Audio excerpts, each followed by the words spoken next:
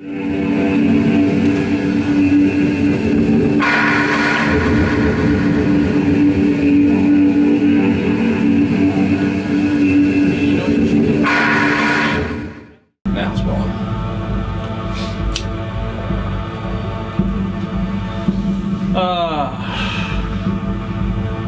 my name's Thomas. I've been doing Fireisland AK since September of 2004.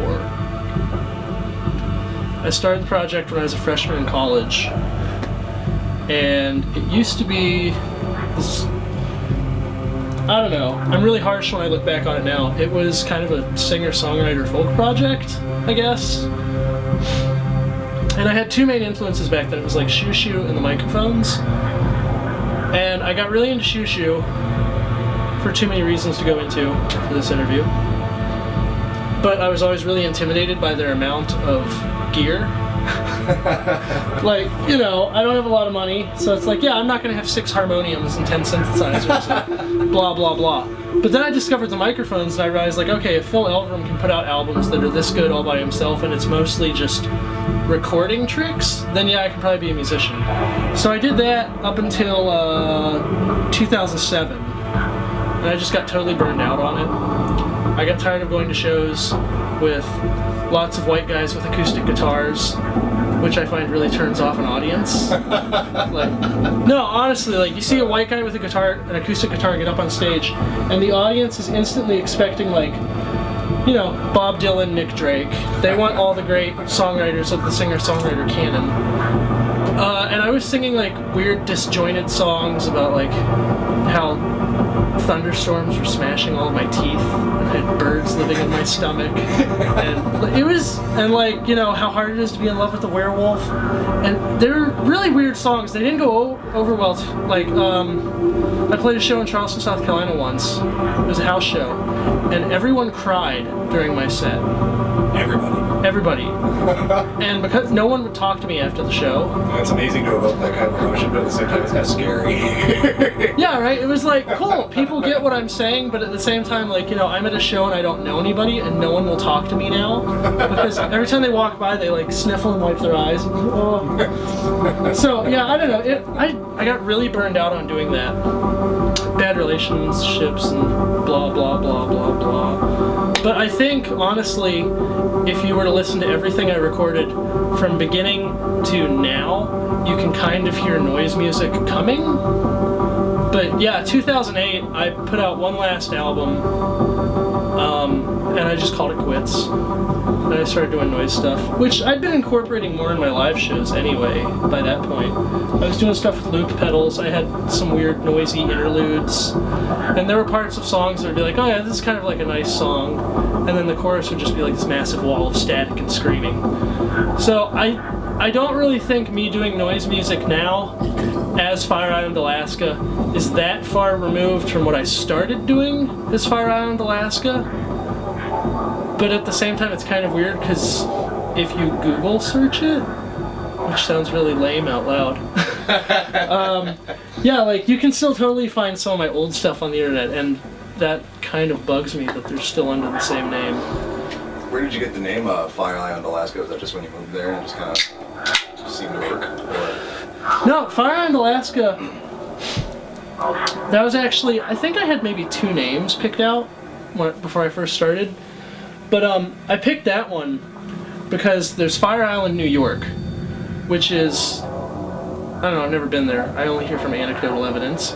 But it's, you know, gay enclave, beaches, nightclubs, drag shows, brunches. It's like a better version of Miami. Maybe? Not certainly. Never been to Miami, but it sounds like it sucks. So, you know. So there's Fire Island, New York, which is like gay enclave, resort, community, tourism, blah, blah, blah, rainbows. And then there's Fireisland, Alaska, which is a real island. You fly over it when you fly into Ted Stevens International Airport. And there was a landing strip there in like the 50s, Cold War shit. And then there's like a bird sanctuary, and they've been debating for the last few years about putting a wind farm on it to generate electricity for Anchorage. So yeah, it was kind of that dichotomy of like because a lot of people, when they hear the band name, they're like, isn't that New York? Isn't it like a gay place? Like, well, yeah, the one you're thinking of is, but the one on Anchorage is not. And I centered on that name because I've always found gay people to be slightly terrifying and boring. So, what got you to the point after, starting evolving into noise music and starting to come to a new musical vibe, I suppose? What started conjuring the idea of self-producing? You've been putting out splits and tapes and doing art and splits with tons of other artists. I mean, you put out shit tons of, splits and EPs and... Being crazy and having to do something to stay busy. I don't know. I've been putting out my own stuff since the beginning. It used to be 40 copies of a CDR, and they'd all have handmade collage artwork, and it was just stuff to give to my friends. But after a while, I started actually putting out tapes and putting out CDRs in 50 to 100 runs, and it just kind of went from there. And a lot of that was from my early influences, because the Microphones had a lot of stuff that he put out himself, and of course Phil's got his own label now, and he does all that. And then once I actually got into noise, and I discovered that this entire underground scene of people is all doing their stuff on their own. But I don't know, maybe it's because I grew up with the internet. I never really felt that I needed a record label. It would be nice if someone would give me lots and lots of money to go on tour, and I didn't have to worry about oh, how am I going to pay for gas and food and cigarettes today? But I don't know. I guess I never really bought into the whole hierarchy of I'm gonna get on a record label and then I'll make my millions. I just decided to do it all myself because then I have complete artistic control. Exactly.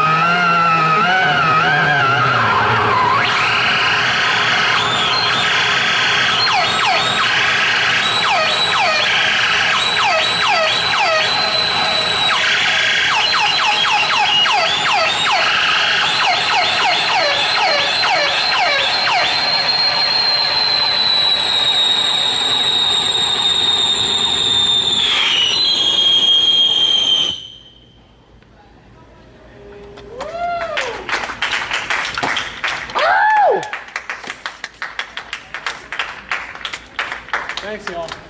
Dude, that was thank so you, Tom. sick. Do you think that, I mean, you've been all over the place. You've been in South Carolina, Alaska, and Minneapolis? Those are the three main hubs of where a lot of this has come from, or? Yeah, those 3 places I've lived, really.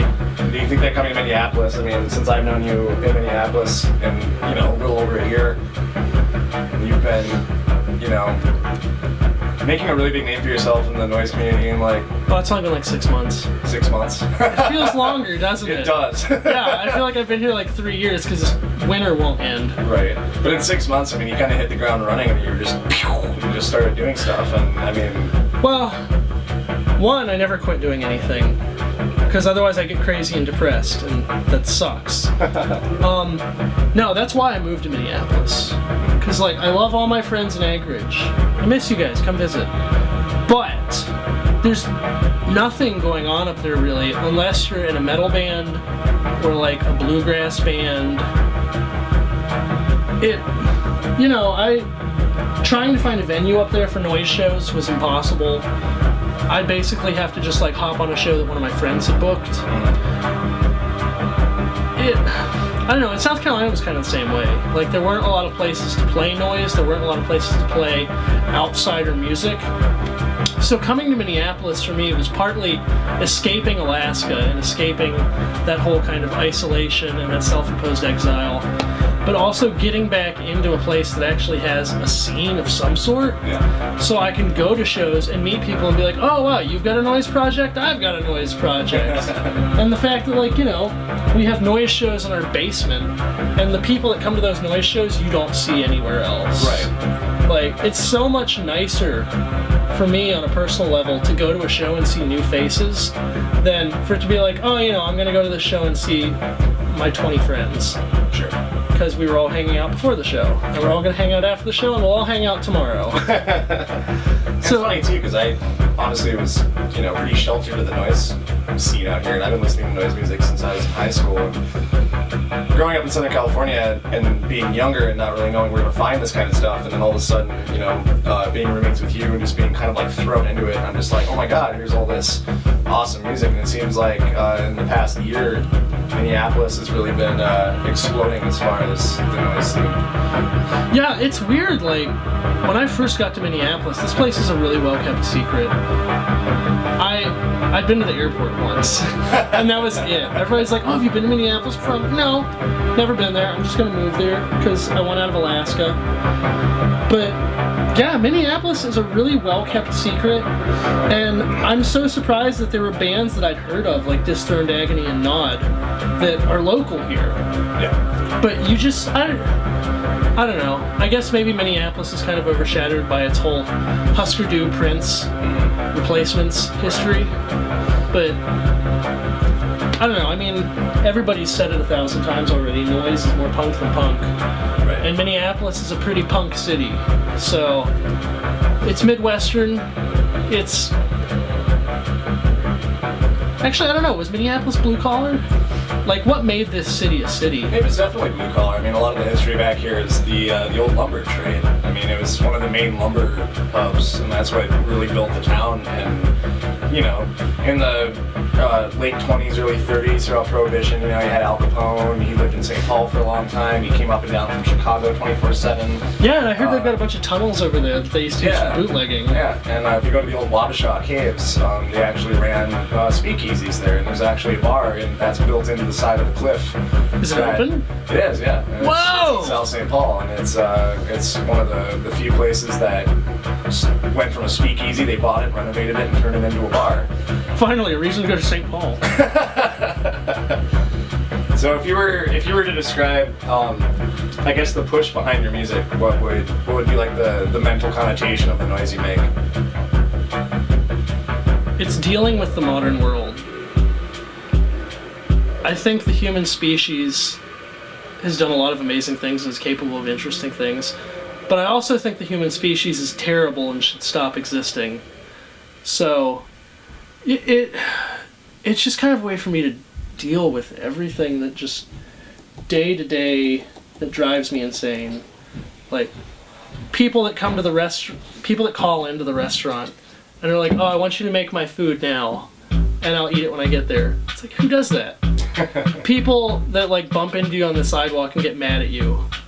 Like, just crappy dating, being broke, paying bills, capitalism, war, everything. Just like the human species kind of sucks. And I don't know, noise music for me is one way of just like dealing with bullshit every day. It's your own personal therapy. Yeah, pretty much, because that's expensive and I don't have health insurance. Well, this has been an interview with Thomas Boettner and Fire Island AK. And yeah, thanks for watching.